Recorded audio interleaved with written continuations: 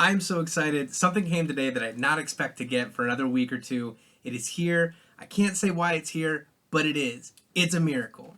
Stephen King, Fairy Tale, his newest novel. Oh man. Let's just let's just dive right into it. I'm sure I can tell this story. I'm also sure no one will believe it. That's fine with me. Telling it will be enough. My problem, and I'm sure many writers have it, not just newbies like me, is deciding where to start.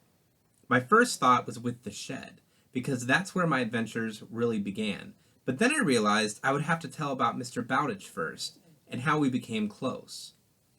Only that never would have happened except for the miracle that happened to my father. A very ordinary miracle, you could say, one that's happened to many thousands of men and women since 1935, but it seemed like a miracle to a kid.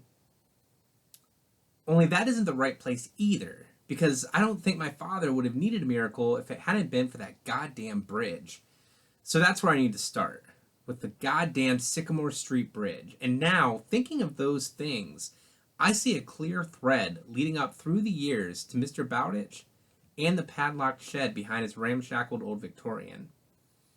But a thread is easy to break, so not a thread, but a chain. A strong one.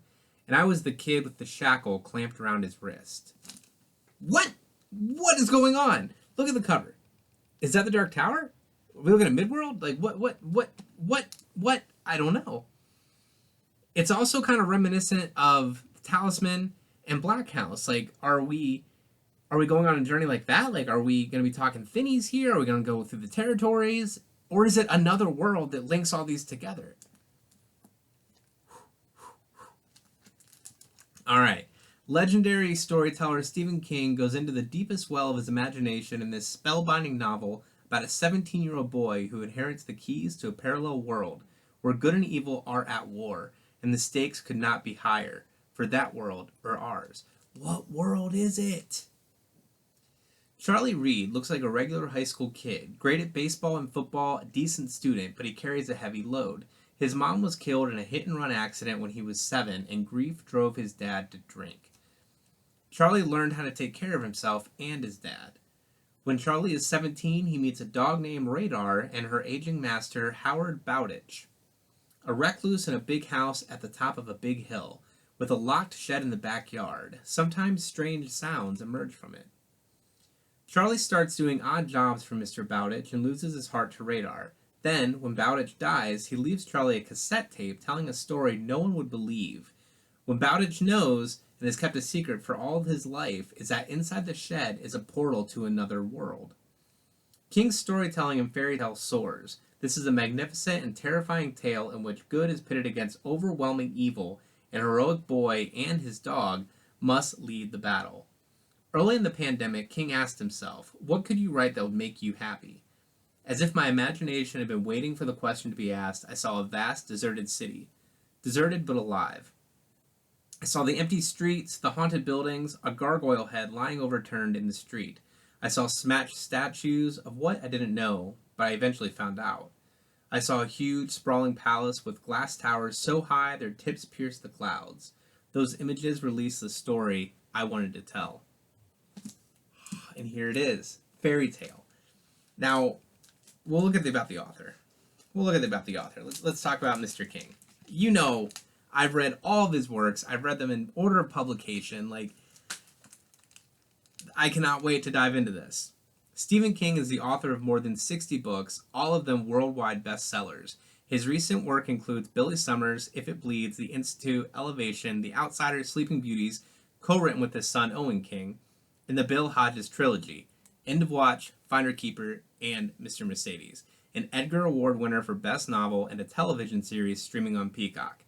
Highly recommend the television series, very surprised with how good it was. His novel 11/22/63 was named a top 10 book of 2011 by the New York Times Book Review and won the Los Angeles Times Book Prize for Mystery Thriller.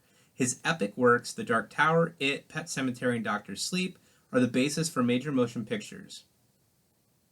Surprised that they mentioned The Dark Tower. With It now the highest grossing horror film of all time. He is the recipient of the 2020 Audio Publishers Association Lifetime Achievement Award, the 2018 PEN America Literary Service Award, the 2014 National Medal of Arts, and the 2003 National Book Foundation Medal for Distinguished Contribution to American Letters. He lives in Bangor, Maine with his wife, novelist Tabitha King. I am so excited to dive into this. It looks like there's some artwork in here. It is amazing. I am expecting another copy of this at some point that I will share that has some additional art to it.